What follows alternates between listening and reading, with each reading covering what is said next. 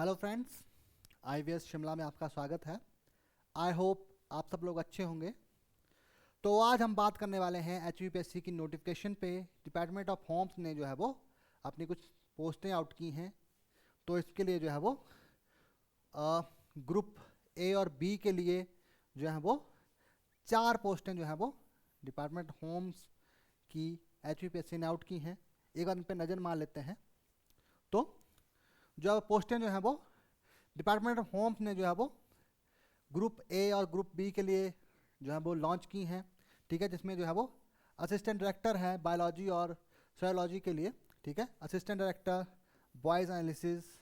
ठीक है, और ये ग्रुप ए की पोस्टें हैं। ठीक है, ग्रुप बी में आपकी जो है वो scientific officer biology and serology के लिए। ठीक है, और जो है वो साइंटिफिक ऑफिसर हैं आपके केमिस्ट्री एंड टॉक्सिकोलॉजी के लिए। ठीक है, ये ग्रुप बी की पोस्टें हैं। ठीक है, ये सब जो है वो अनरिजर्व हैं और सब में जो है वो एक एक वैकेंसी आई हुई है। ठीक है, अगर एग्ज़ाम फिल करने की लास्ट डेट की बात करें तो आपकी जो लास्ट डेट रहेगी वो रहेगी 4 दिसंबर। ठीक है, 4 दिसंबर तक आप जो है वो अपने फॉर्म फिल कर सकते हैं। ठीक है, ओके। तो अगर हम एज की बात करें तो एचयूपीएससी ने जो इसकी एज रखी है वो है आपकी 18 से 45 ईयर। ठीक है, और आज जो आपकी एज काउंट की जाएगी वो की जाएगी आपकी 1 जनवरी 2025 से। ठीक है, 18 से 45 की जो एज है आपकी वो काउंट की जाएगी 1 जनवरी 2025 से। ठीक है, इसमें जो है आपको जो है वो SC ST OBC कैटेगरीज के लिए जो है वो 5 साल की एज रिलैक्सेशन की बात भी जो है वो नोटिफिकेशन में बोली गई है। लेकिन साथ में एक क्लॉज यहाँ पे जोड़ा गया है कि the age relaxation of bonafide SC of HP, ST of HP, OBC of HP, ठीक है, WFF ऑफ HP, ठीक है, person with disabilities of Himachal Pradesh, ठीक है, एक्स सर्विसमैन ऑफ HP, ठीक है, is available only if there is a post reserved for these categories. ठीक है, तो मतलब कि एज रिलैक्सेशन आपको तभी मिल पाएगी अगर आपके लिए इन जो पोस्ट आई हुई हैं इनमें कोई पोस्ट रिजर्व हो तो। ठीक है, तो इन 4 पोस्टों में जो है वो कोई भी पोस्ट रिजर्व नहीं है। सभी की सभी पोस्टें जो है वो जनरल कैटेगरी के लिए हैं, अनरिजर्व हैं। तो इसमें जो है वो आपको किसी भी तरह की कोई भी एज रिलैक्सेशन नहीं मिलेगी। आपकी जो एज की जो क्राइटेरिया रहेगा वो 18 से 45 ही रहेगा। और आपको जो है वो अपना एग्ज़ाम अगर आप किसी भी कैटेगरी से भर रहे हैं तो आपको जो है वो जनरल में भी फाइट करना पड़ेगा। ठीक है, चलिए आगे बात करते हैं हम। तो सिलेबस की बात कर लें। ठीक है, तो assistant director biology and serology के लिए जो है वो आपका एटलीस्ट आपका जो है वो 2nd क्लास मास्टर डिग्री होनी चाहिए फॉरेंसिक साइंस में। ठीक है, बॉटनी में, जियोलॉजी में, बायोकेमिस्ट्री में, बायोटेक्नोलॉजी में। ठीक है, तो माइक्रोलॉजिकल बायोलॉजी में, ठीक है, माइक्रोबायोलॉजिकल बायोलॉजी में, ठीक है, फिजिकल एंथ्रोपोलॉजी में आपकी जो है वो at least 2nd class master degree होनी चाहिए। इसके साथ साथ उन्होंने जो है वो आपका 7 साल का post MSc experience in research training and analytical work in one of the above subject issued. ठीक है, इनमें से जो भी सब्जेक्ट आपको बताए गए हैं उनमें से किसी एक में आपका जो है वो 7 साल का जो है वो वर्क और रिसर्च एक्सपीरियंस आपके पास होना चाहिए। ठीक है, इसमें जो है वो 7 साल का एक्सपीरियंस मांगा है इन्होंने। ठीक है, अगर हम बात करें आपकी दूसरी पोस्ट की असिस्टेंट डायरेक्टर वॉइस एनालिसिस के लिए, ठीक है, तो इसमें भी आपका जो है वो 2nd क्लास मास्टर डिग्री मांगी है इन्होंने फॉरेंसिक साइंस, फिजिक्स, मैथमेटिक्स और मल्टीमीडिया फॉरेंसिक में। ठीक है, और इसमें भी आपका जो है वो 7 साल का एक्सपीरियंस मांगा गया है।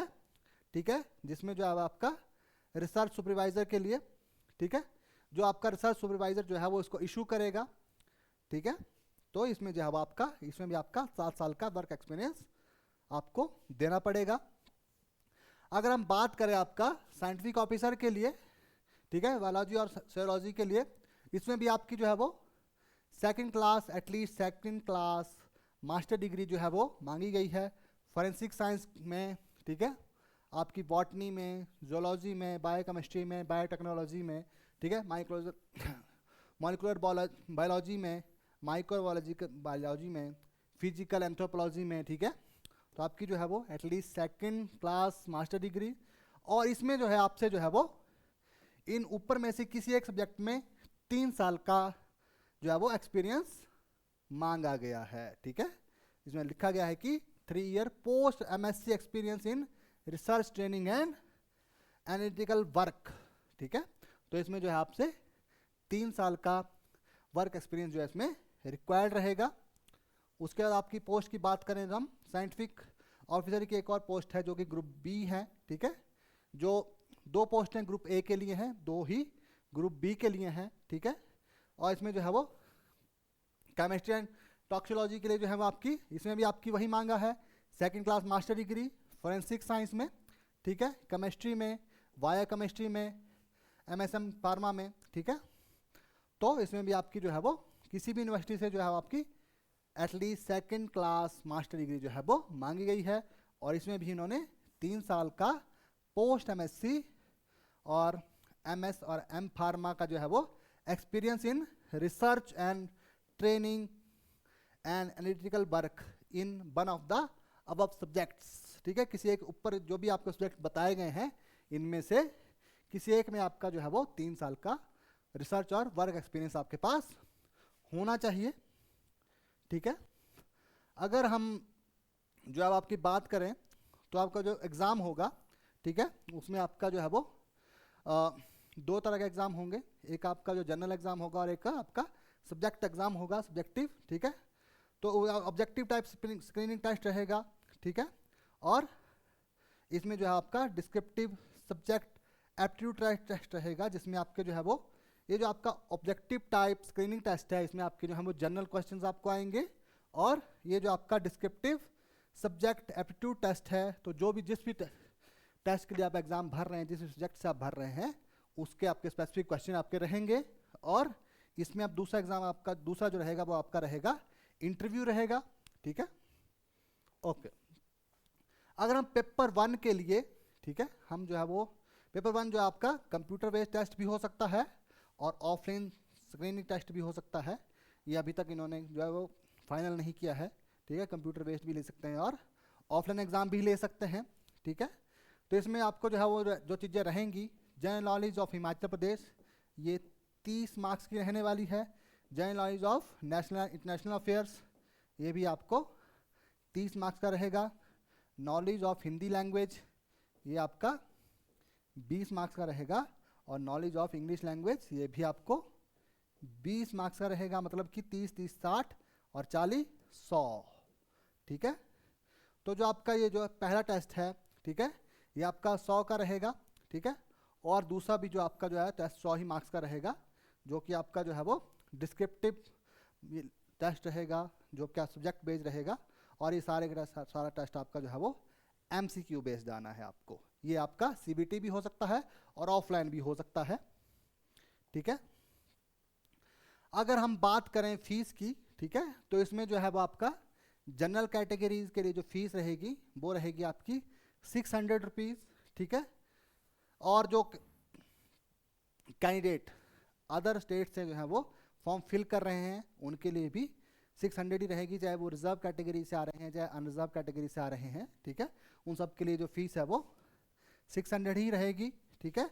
और जो हिमाचल के बोनाफाइड जो कैंडिडेट रहेंगे, ठीक है, उनके लिए जो फीस है वो रिजर्व कैटेगरी के लिए 150 रहेगी, ठीक है। और जो भी कैंडिडेट हैं एक्स सर्विसमैन जिन्होंने अपनी जो सर्विस है जो है वो पूरी कर ली है, ठीक है, उनको जो है वो इसमें कोई भी फीस नहीं लगेगी, ठीक है। डिफेंस से जो लोग रिटायर आए हैं उनको अपनी सर्विस पूरी करने के बाद डिफेंस से जो लोग रिटायर आए हैं उनके लिए इस एग्ज़ाम को फिल करने के लिए कोई भी फीस नहीं रहेगी, ठीक है। तो ओके गाइस, सो ये थी एग्ज़ाम के बारे में हमारी जानकारी। अगर एग्ज़ाम के लिए आपको कोई और प्रश्न आपके दिमाग में आ रहे हैं तो आप हमसे कांटेक्ट कर सकते हैं, उनको हम जो है वो क्लियर कर देंगे। ओके गाइस, तब तक के लिए धन्यवाद।